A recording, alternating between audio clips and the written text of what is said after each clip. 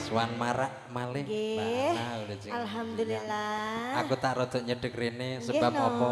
Aku mambeng iki sewengi utawa bareng karo kanca-kanca kidul iki. Mila. Heeh, aku iki suwi-suwi ning kaya ning